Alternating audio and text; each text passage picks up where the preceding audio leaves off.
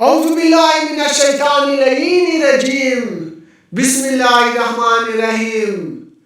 امام علی علیہ السلام نے فرمایا، دنیا سے دوری رکھنے والے زاہدوں اور آخرت کی طرف راغب افراد کے لیے جنت کی خوشخبری اور خوشبختی ہے۔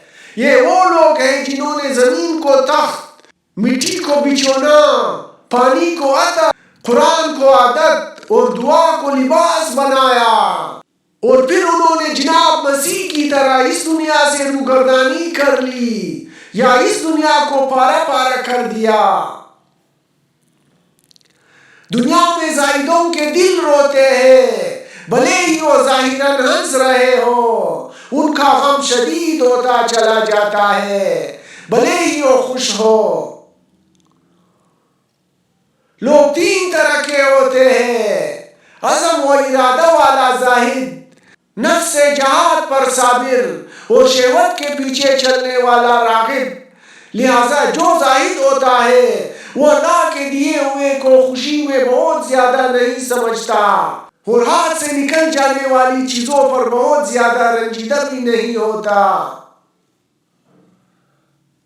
بغیر علم و پرہیزگاری کے عبادت صرف جسم کو تکانا ہے۔ امام علی علیہ السلام سے پوچھا گیا، کون لوگ اللہ کے نزدیک سب سے بہتر ہے؟ تو آپ علیہ السلام نے فرمایا، ان میں سب سے زیادہ اللہ سے خوف کھانے والا، اور سب سے زیادہ تقوی کا علم رکھنے والا، اور سب سے زیادہ دنیا میں تقوی اختیار کرنے والا۔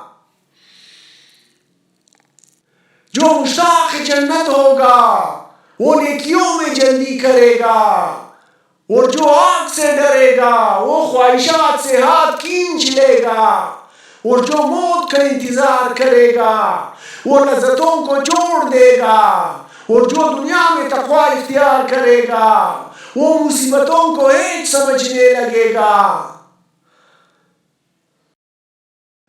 اگر تم بقا کی رغبت رکھتے ہو تو فانی جگہ دنیا میں تقوی اختیار کرو۔ جنت کی قیمت دنیا میں تقوی اختیار کرنا ہے۔ جو دنیا سے تقوی اختیار کرتا ہے دنیا اس کے ہاتھ سے نہیں جاتی۔ وہ بلا کیسے دنیا میں تقوی اپنا سکتا ہے جو آخرت کی قدر و قیمت سے ناواقف ہوگا؟